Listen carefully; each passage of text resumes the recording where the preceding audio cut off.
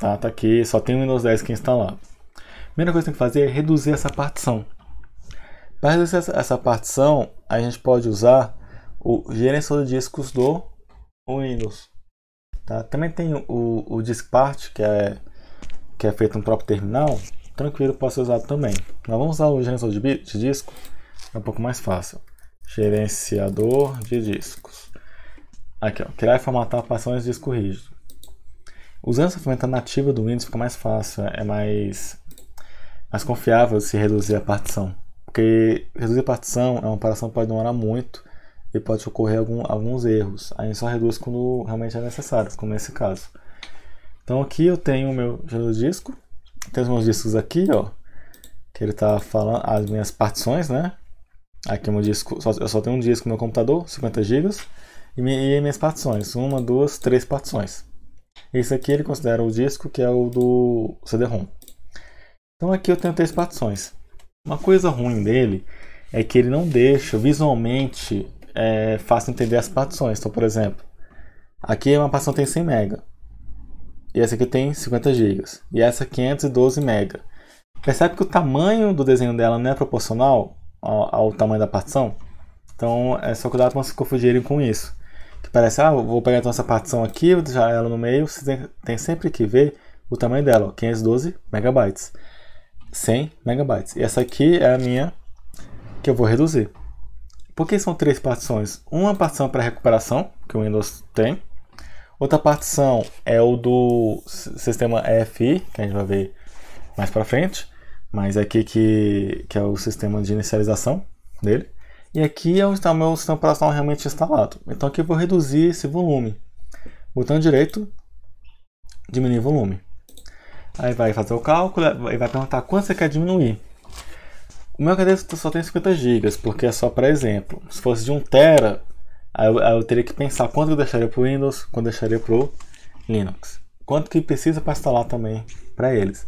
Então eu vou tentar deixar meio a meio. Meio para o Windows, meio para o Linux. Quando eu fiz isso, ele já me dá aqui, ó, o limite que eu posso reduzir, tá vendo? Ó, você pode reduzir 27.461 megabytes. Eu tenho uns 50 GB, então é 25 GB mais ou menos.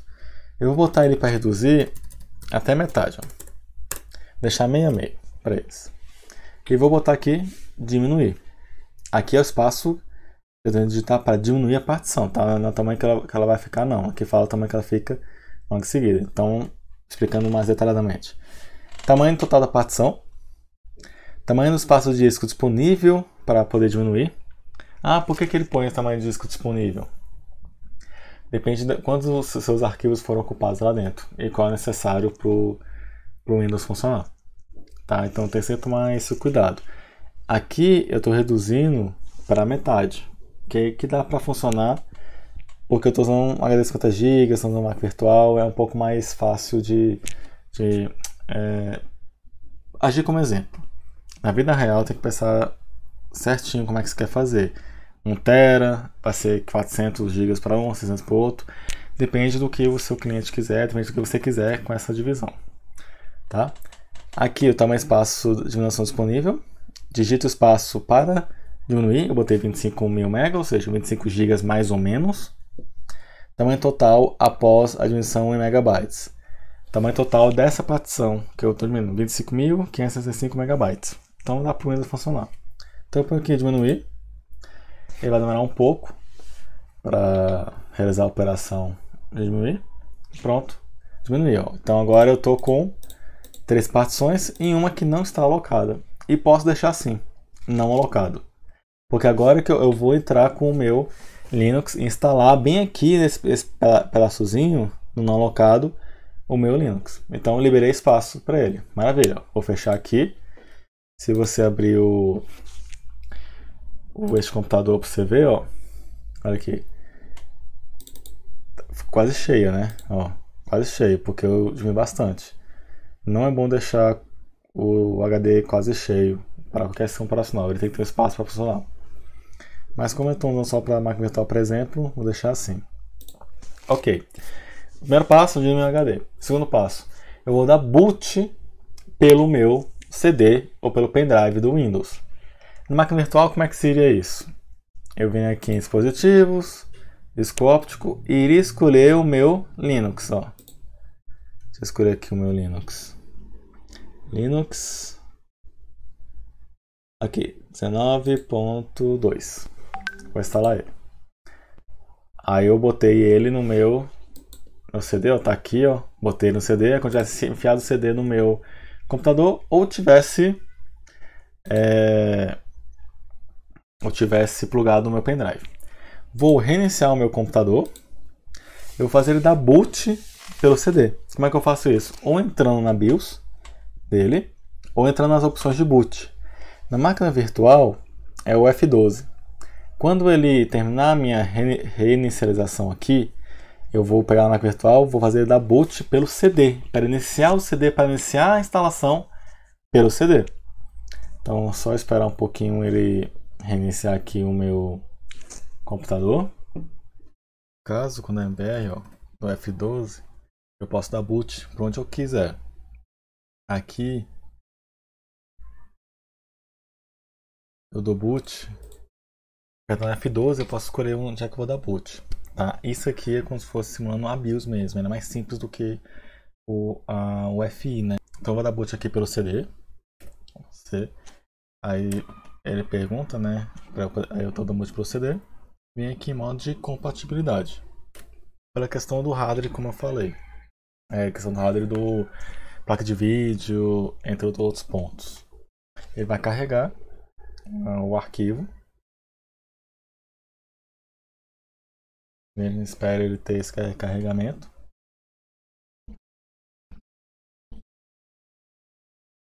Após ele carregar, ele vai mostrar como se fosse o Live CD. E aí no Live CD vamos fazer a instalação. Tá? Essa primeira instalação que vamos fazer é no modo MBR, o modo antigo. MBR BIOS, BIOS MBR. O modo UEFI GPT mais novo, a gente vai fazer isso na próxima aula, tá? Eu venho aqui então em instalar Linux.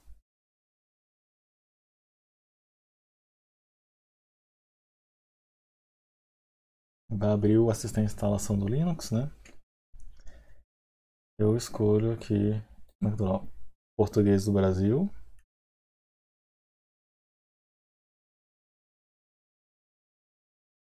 Testo aqui no teclado, no acento, está funcionando. Tudo funcionando, continua. Isso aqui instala softwares terceiros para aumentar a compatibilidade de softwares com ele.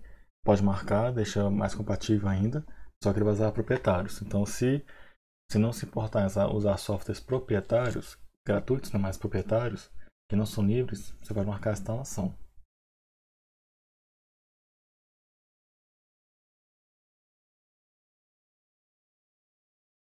Aí aqui, ó, ele dá a opção instalar Linux Mint ao lado do Windows 10. Esse foi o que a gente faz normalmente, é o mais simples. Não vamos para mais avançado. Apagar o disco e instalar ou opções avançadas. Vai em opção avançada. Ele dá mais opções pra gente. E aí a gente vai definir aqui as nossas partições. Aqui ele passa o barra home e o swap. Definir aquelas 3 partições para instalação aqui.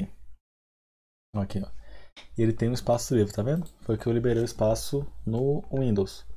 Então eu venho aqui e adiciono.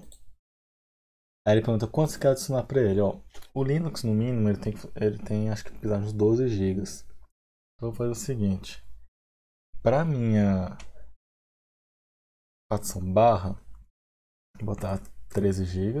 Claro que aqui eu estou usando porque eu botei um HD menor, mas no vida real você pensa melhor qual é o tamanho de cada um.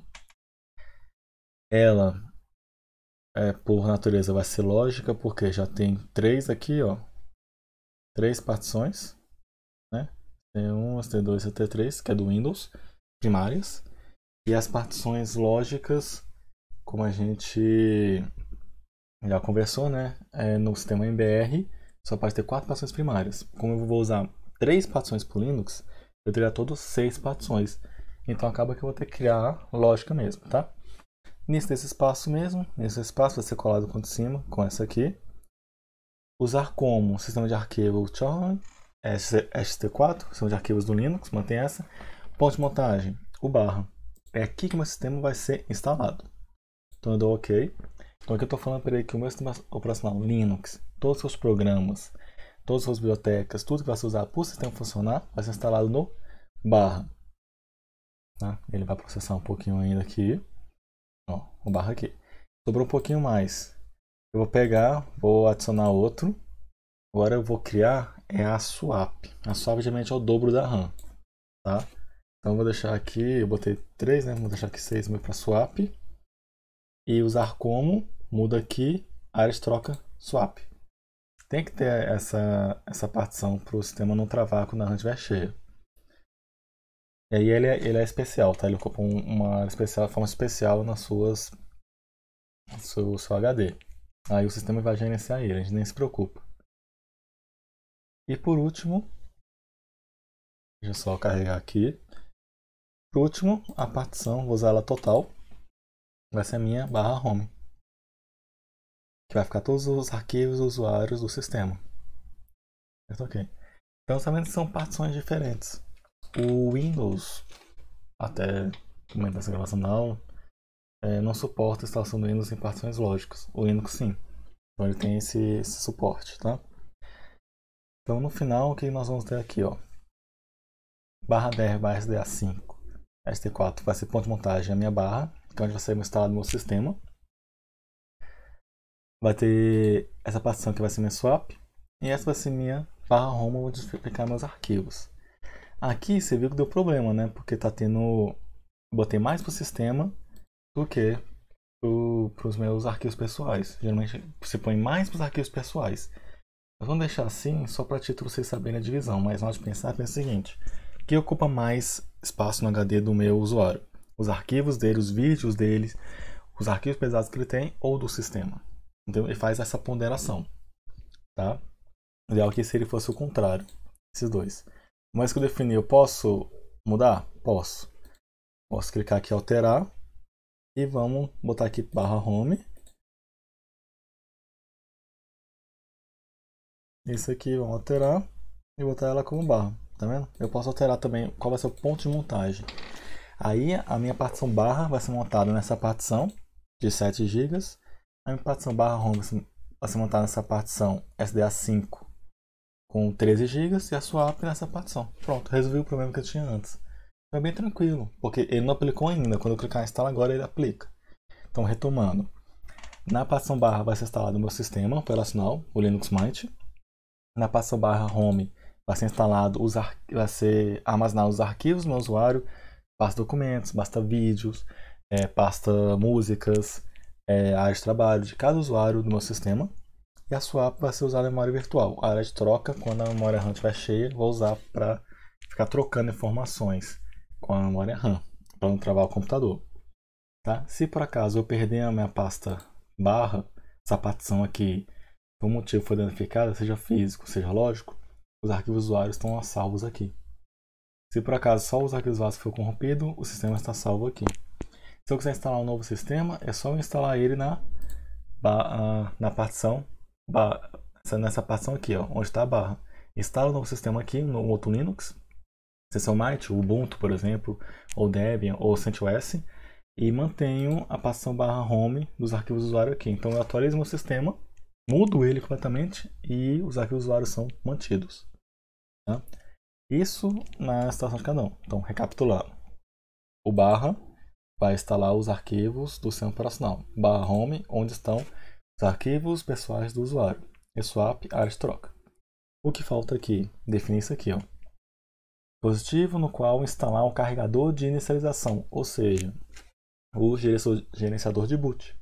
No caso do Linux, o Grub. Bem aqui eu posso escolher onde eu quero instalar, em qual partição eu quero. Como eu sei que está em MBR aqui, eu sei que está em MBR aqui, eu tenho que instalar no disco diretamente, ó, /dev /sda, e não em uma partição. Como está em MBR, como está em BIOS, sistema mais antigo, eu tenho que instalar no disco, que é essa minha opção aqui, ó, /dev /sda. Quando for FI, eu instalo na partição FI, mas no MBR tem que ser no disco, para instalar na trilha 0. Venho aqui, defino tudo isso, venho instalar agora. Eu vou pedir para confirmar, eu confirmo. E pronto. Agora é só esperar ele terminar a sua instalação. Aí eu vou cortar o vídeo para não ficar esse tempo todo esperando e volto no próximo, tá? Você vem aqui o local, a configuração normal dele, né? O local. São Paulo e Brasília tem o mesmo fuso horário, pode manter São Paulo. Depois ele pede seu usuário, né? Senha. Esse aqui é seu usuário. A senha. Para botar esse usuário como admin, como um PCCent ou grupo sudo, né? Lembra? Vai continuar. E ele vai começar a instalar. Aí eu vou cortar o vídeo e vou voltar no final da instalação com ele já instalado para vocês verem como é que está o processo. Bom, terminar a instalação é dar essa mensagem aqui, tá? É só clicar em reiniciar agora. Eu vou reiniciar aqui a máquina. Aí ele dá o boot de novo pelo CD, por quê? Porque eu deixei o CD lá dentro. Então agora eu vou tirar o CD, ó. Tirei o CD e vou dar o boot da máquina novamente, ó. Reset. Aí ele mostra agora isso aqui, ó. O Groovy, o gerenciador de boot, o bootloader. Primeiro, aqui ele mostra para mim a opção do Linux Cinnamon, né? O Linux, usando o Cinnamon interface gráfica. Opções avançadas do Linux, que é para configuração, teste de memória e o Windows 10. Se eu clicar aqui no Linux Mint, é dar Enter, né? O seu Linux Mint. Aí ele vai, o bootloader vai pegar, vai carregar as informações do sistema operacional para serem carregadas. E aos poucos o sistema operacional vai sendo carregado e aí ele vai tomar conta da máquina. Aí o sistema operacional vai ser utilizado. Isso do Linux Mint. Só esperar um pouquinho ele iniciar aqui, vou mostrar para vocês. E da mesma forma que se eu quisesse usar o Windows, eu só descia no Windows e ele iria iniciar o Windows. Aqui, ó. Agora eu vou reiniciar minha máquina. Para ele carregar de novo o bootloader. De novo o meu Groovy. E onde eu posso escolher o que eu quero iniciar. Agora eu vou iniciar o Windows, ó. O Windows. E essa tela aqui, ó, antes de eu iniciar o Windows, eu posso editar ela, posso modificar, posso editar o meu Groovy. Posso esconder a opção, colocar a opção, o tempo, qual é a opção padrão do sistema. Posso fazer isso. Então eu vou iniciar aqui o meu Windows, tá? Ó. Clico no Windows. Então ele vai puxar agora o meu Windows. E assim eu instalei o Dual Boot na minha máquina do computador. Eu usei máquina virtual, mas é o mesmo processo do computador também. Só carregar o Windows, vai demorar um pouquinho mais.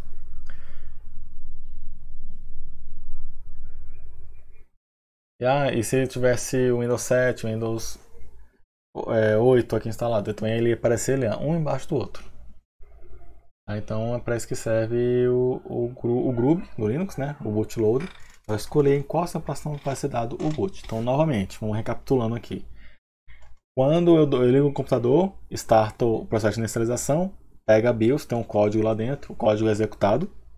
Esse código executado é de inicialização, ele vai usar o sistema de post, vai testar os seus componentes do hardware, teste rápido, ver se está tudo certo. Tudo certo, ele vai lá e vai seguir o código que está na BIOS. For o MBR, ele vai na trilha MBR pegar o que está lá dentro. O que está lá dentro? O meu bootloader. Se eu só tiver o Windows, ou só o Windows, vai ter o Windows bootloader, vai carregar ele. E aí esse bootloader vai carregar o sistema operacional. Se eu tiver com o Groovy no Linux, vai carregar o Groovy, depende do qual eu instalei. Quando eu carrego o bootloader, ele dá a opção de qual sistema operacional eu irei carregar. Se tiver só um, ele carrega de forma automática, apenas um, que só tem uma opção. Se tiver dois, que ele reconheça. Lembrando que o Windows Bootloader não reconhece o Linux, mas o Groovy reconhece o Windows.